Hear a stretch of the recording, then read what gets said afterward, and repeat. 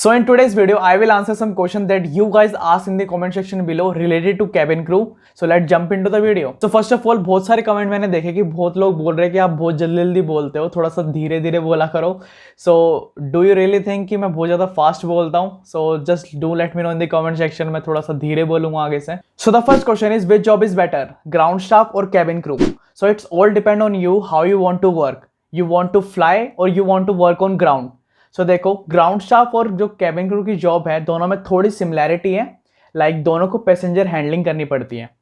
Ground staff में क्या होता है, उनको टिकट बुक करनी पड़ती है, लगेज का होता है उनका हैंडलिंग का. सो कैबिन क्रू को फ्लाइट के अंदर पैसेंजर हैंडलिंग करनी होती है. So I hope you get the answer. Next question is, can I become a cabin crew if my English is weak? So now I will tell you the bitter truth about the aviation sector. मैं बिल्कुल भी झूठ नहीं बोलूंगा. I will just tell you the truth that you will not be able to become a cabin crew if your English is week. आप cabin crew नहीं बन सकते हो अगर आपकी इंग्लिश वीक है तो.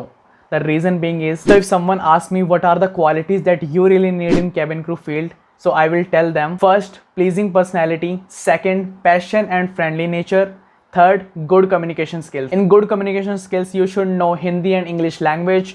Both the languages are compulsory in India for becoming a flight attendant. Then your accent and the way you communicate, both verbally and non-verbally, it matters a lot. So at the end, I don't want to scare you guys. I just want to tell you the truth about the aviation sector.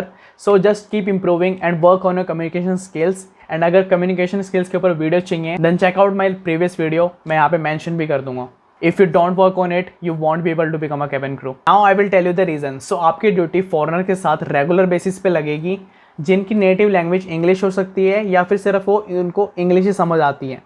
So that's why your English should be good. And also English is the most common language in the world and most of the people prefer English over other languages. So the next question is, which subject to take in class 10th and 12th to become a cabin crew? So the answer is, you really don't need to choose any specific subject or stream in 10th or 12th. You just need to complete your 10+2 diploma with any stream, arts, commerce, science, with English as a subject. So the question number 4 is, which airline is the best? सो आपको best से मैं समझ सकता हूँ कि आप जानना चाहते हो कि विच एयरलाइन पेज यू गुड. सो सबसे पहले तो मैं आपको यही बोल रहा हूँ कि आप हर एयरलाइन के बारे में रिसर्च करो, उनके बारे में पढ़ो कि उनकी यूनिफॉर्म कैसी है, वहाँ पे ट्रेनिंग कैसे होती है, सब चीज़ों के बारे में अच्छे से रिसर्च करो, उसके बारे में हर एयरलाइन के बारे में अच्छे से जानो. But still if you want to know best airline to work as a cabin crew, then अभी मैं बताता हूँ आपको. सो मैं सिर्फ आपको एयरलाइंस के नाम बता देता हूँ. So the first is Emirates airline, second Qatar Airways, third Air Canada, fourth Etihad Airways, fifth British Airways.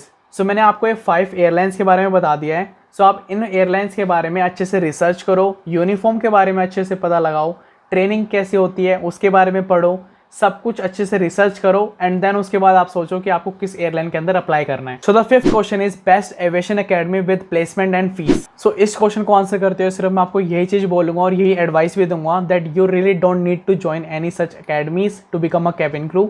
सिर्फ अपनी कम्युनिकेशन स्किल्स पे काम करो, अपनी इंग्लिश लैंग्वेज को सुधारो, दैट्स इट. आपको यही चाहिए. इंटरव्यू के बाद वो खुद आपको ट्रेनिंग खुद कराते हैं. You just need to work on your communication skills और इंग्लिश लैंग्वेज. अगर आपने इन दोनों चीज़ों पे काम कर लिया, आपका इंटरव्यू आराम से क्रैक हो जाएगा. एंड ऑल्सो मैंने भी एविएशन एकेडमी ज्वाइन की थी तो मैं अपने एक्सपीरियंस पे आपको बता रहा हूँ. Question number 6, should we keep beard on job? Answer of this question is, grooming guidelines are very strict in aviation sector. So the answer of this question is, grooming guidelines are very strict in aviation sector. So when it comes to Indian operators, yes, if you are a turban boy, अगर आप सरदार हो, then you can have beard, then you are allowed to have beard, else not. Question number 7, can we become a cabin crew without training? So I already told you it is not necessary to pursue an air hostess training course to be eligible for this job. You just need to complete your 10+2 diploma. Actually, being 10+2 passed is the minimum educational qualification required. So the last but not the least, question number 8, what course should we choose after 12th to become a cabin crew? So मैं question number 7 को थोड़ा सा stretch करके आपको बताने वाला हूँ. So the minimum requirement is 10+2 and it is the best career after 12th. Apart from that, you just need to work on your communication skills, work on your Hindi and English language, work on your confidence, work on your gestures, body language. So these are the basic requirement. और इसके अलावा अपना BMI check कर लो जो कि wait और height का ratio होता है. And check your arm reach, वो 212 सेंटीमीटर है कि नहीं है.